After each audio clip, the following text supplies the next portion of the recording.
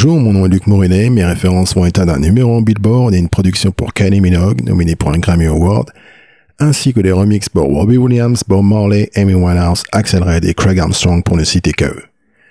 Tout au long de cette présentation, j'espère vous apporter des réponses et astuces pour faciliter vos productions, vous faire découvrir des fonctions insoupçonnées ou vous intriguer au point de vouloir passer sur Studio One dès aujourd'hui.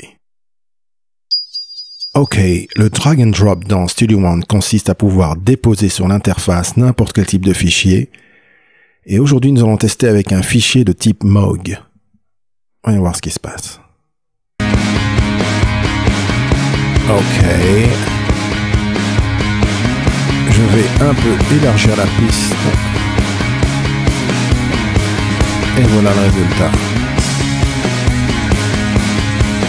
Wow. Un fichier de type Moog est un multipiste contenu dans un seul fichier et donc maintenant nous allons extraire les pistes individuelles. Split to mono. Ok. Boom. Ok, maintenant on peut prendre les pistes individuelles, les sélectionner, les déposer sur l'interface. Voilà. Et maintenant que nous avons accès aux pistes individuelles, on peut facilement les isoler, appliquer des effets ou refaire un mix complet.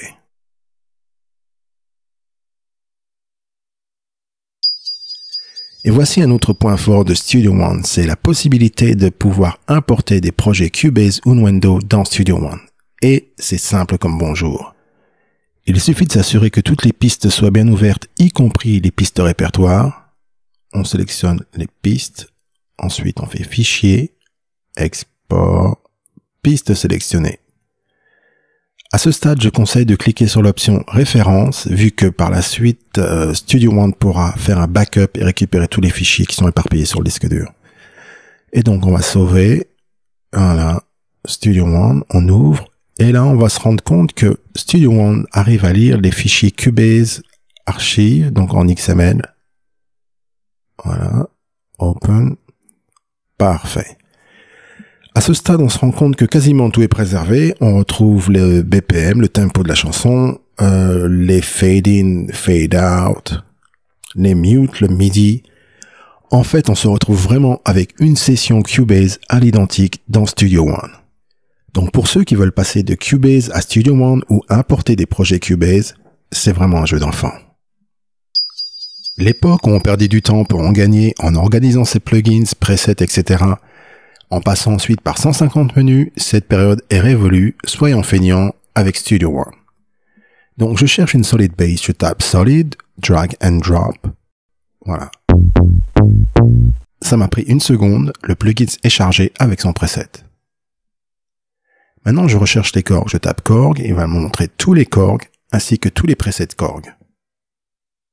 Si je recherche mon compresseur, je tape le nom de mon compresseur, je sélectionne, drag and drop, charger. Sur certains plugins, il arrive de refaire toujours les mêmes manipulations, toujours les mêmes réglages, etc. Avec Studio One, il y a la possibilité de choisir ses réglages favoris. Voilà. Et ensuite de sauver ce preset par défaut. Voilà. Je ferme le plugin. Et ce qui permet au prochain démarrage de se retrouver directement avec ses presets favoris chargés, prêts à être utilisés.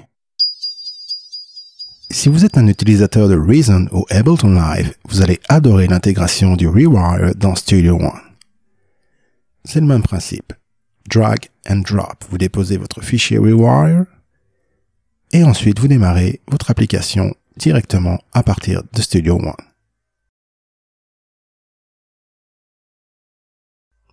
Tous les câblages se font automatiquement et vous êtes prêt à jouer.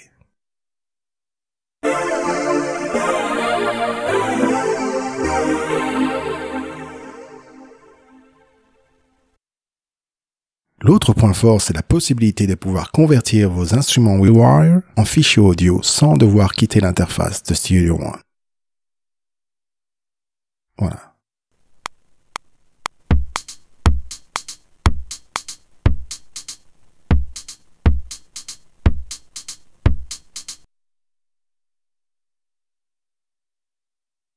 C'est aussi simple que ça.